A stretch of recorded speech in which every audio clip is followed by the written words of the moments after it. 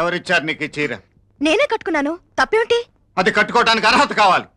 3 ముళ్ళు వేసి అర్హత దానంతటి కదా వస్తుంది. రాణి, ఆగిపోయావే, కొట్టు. బట్టలు లేక బీరువాలో చీర తీసి కట్టుకున్నాను. అది చచ్చిపోయిన మనిషిదేగా. చచ్చిపోయిన మనిషి కాదు, అనుక్షణం ఇక్కడ బతికున్న మనిషి. నీతిని ఊపిరిగా, మంచిని రక్తంగా, మానవత్వాన్ని శరీరంగా భావించే నా లక్ష్మి కట్టిన చీరను 10 పైసలకు అబద్ధపు సాక్ష్యాలు చెప్పే నువ్వు కడితే ఆ నిజం నా గుండెను దహించి వేస్తుంది. నీలాంటి మనిషి నేను ఎప్పుడు చూడలేదు. సుఖాన్ని సంతోషాన్ని వద్దనుకుంటున్నా వేదాంతివి నువ్వు. మమతలు మమకారాలు మర్చిపోయినా మర మనిషివి నువ్వు. అందాన్ని ఆనందాన్ని కావాలని దూరం చేసుకుంటున్నా రాతి మనిషివి నువ్వు. నేను రాతి మనిషినే, వేదాంతినే, మర మనిషినే. నా లక్ష్మి నా జీవితంలోంచి నిష్క్రమించిన నిమిషమే నా గుండె పాషాణంగా మారిపోయింది. నా సుఖ సంతోషాలకు తెరపడిపోయింది.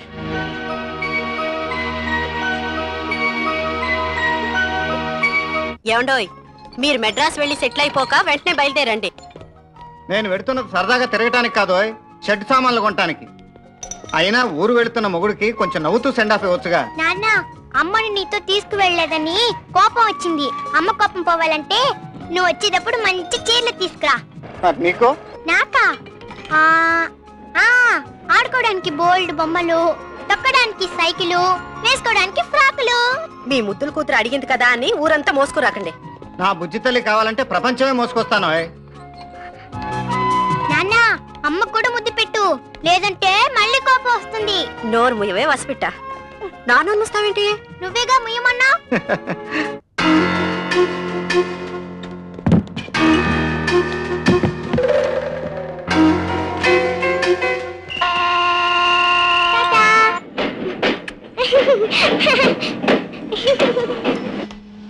Stop stop stop! ఆపండి, ఆపండి! ఆయన మా బావ. ఏమిటి రక్తం? ఇది రక్తం కాదు, ఎర్రింకి ఎర్రింకు. ఇంకా 4 కోట్ల బ్యాంకు సొమ్ము వ్యాన్ లో వేసుకొస్తూ వ్యాన్ ఆపావా అంటే ఆపుతావా? అందుకే ఈ డ్రామా ఆడా. డ్రామానా?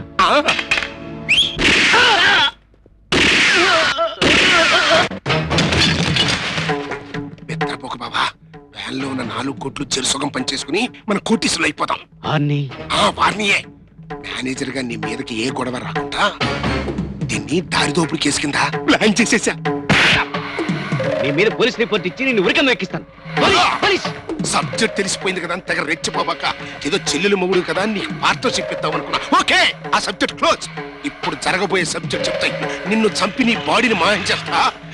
సెక్యూరిటీ వాళ్ళు కూడా చంపి సొమ్ముతో సహా పరారయ్యాడని పోలీసు వాళ్ళు నీ మీద కేసు పెడతారు.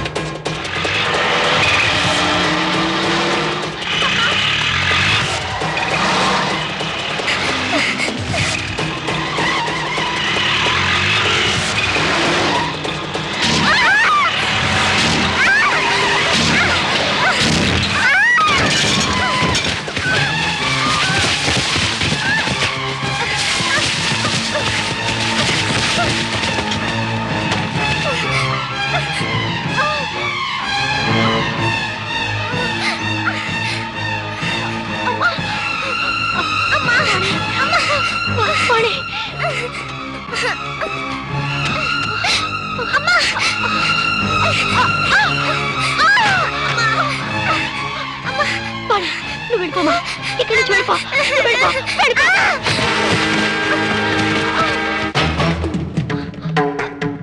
పెట్రోల్ మైండ్రా.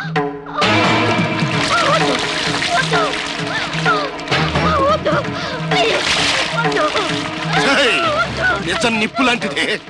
నువ్వు బతికున్నావంటే సబ్జెక్ట్ లీక్ అయిపోద్ది. అందుకే నువ్వు బూడిదైపోవాలి.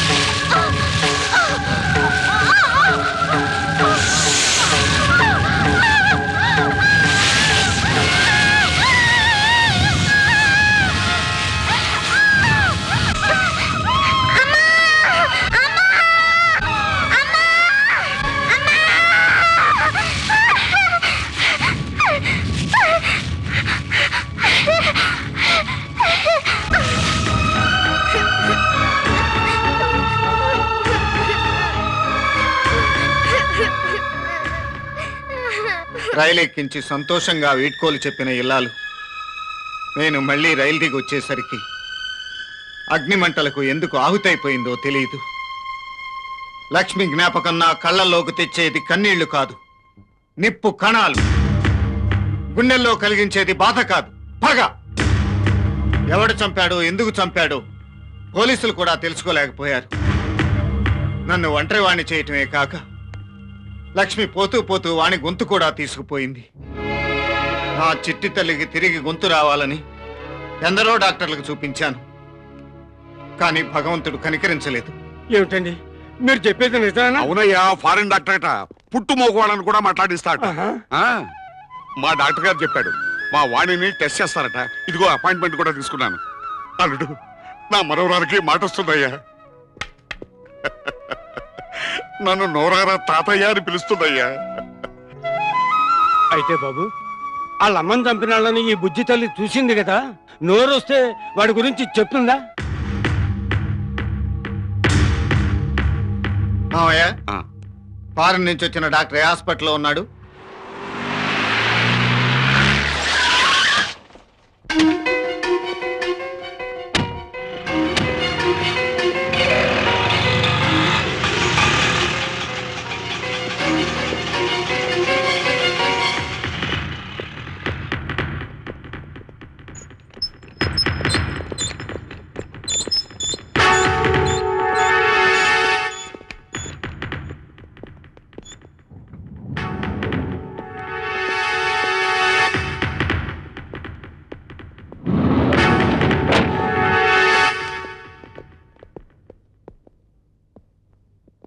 మిస్టర్ వరాహమూర్తి, మొన్న మీరు వచ్చినప్పుడు మీ సిస్టర్కి బ్రెయిన్ స్కానింగ్, ఈసీజీ టెస్ట్ చేయించారు కదా, ఆ రిపోర్ట్లేవి? అవి కింద ల్యాబ్లో ఉన్నాయనుకుంటా డాక్టర్ గారు, తీసుకొస్తాను.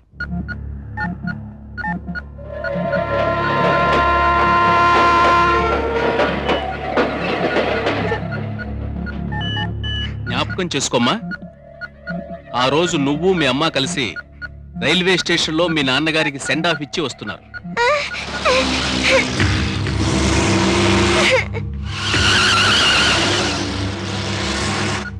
ఆ రోజే మీ అమ్మ చచ్చిపోయింది. ఎలా చచ్చిపోయింది గుర్తు చేసుకో.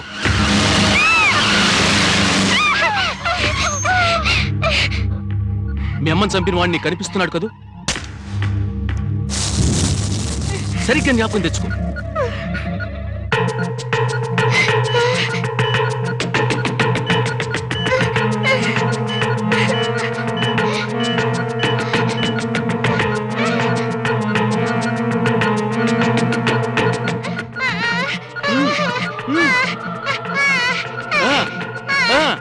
Good, very good.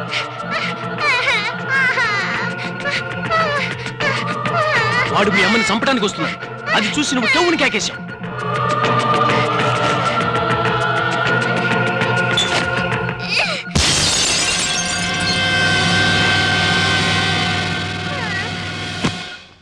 Doctor, Vani don't worry, జరిగిన ప్రతి విషయం పాపకు గుర్తుంది. ఆపరేషన్ చేస్తే తప్పకుండా మాట్లాడుతుంది. గొంతు వస్తే ప్రతి అక్షరం విడమర్చి చెప్తుంది. హంతకుడిని గుర్తుపడుతుంది. పాప నోరు విప్పితే ఆ హంతకుడికి గోరీ కడతాను. నోట మాట రాగానే నేను పలికించేది సరస్వతి నమస్తుభ్యం అని కాదు, ఆ హంతకుడి పేరు.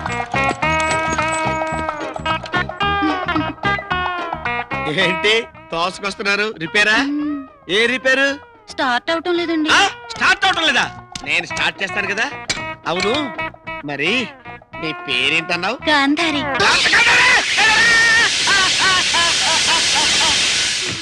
ఏంటి షాక్ కొట్టింది? నీకు కొట్టిందా? నాకు కొట్టింది. అంటే నేను పాజిటివ్, నువ్వు నెగిటివ్ అనమాట. అరే ఇదేంటి ఎల్బోర్డ్ పెట్టుకున్నావు? డ్రైవింగ్ సరిగ్గా రాదా? నేను నేర్పుతాను రా. కొంచెం ముందుకు రా. నువ్వు ఇక్కడ కూర్చో. నువ్వు ముందు కూర్చో, నేను వెనకాల కూర్చుంటానే. Right గా పోనీ.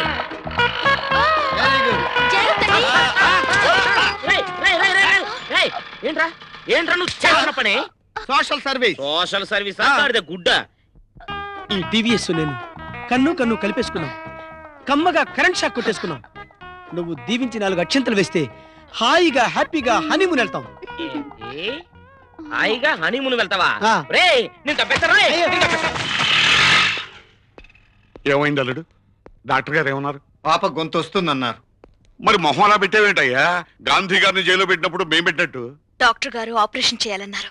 ఓ సిద్ధ కదా, ఈ రోజుల్లో ఇంత పిల్లలు కూడా ఓపెన్ హార్ట్ సర్జరీ చేసి బతికిస్తున్నారు. ఆపరేషన్కి ₹1,00,000 కావాలి మావయ్య. అది 4 రోజుల్లో. డాక్టర్ గారు మళ్ళీ లండన్ వెళ్ళిపోతున్నారు. ₹1,00,000? అది ఒక నెల రోజుల లోపల.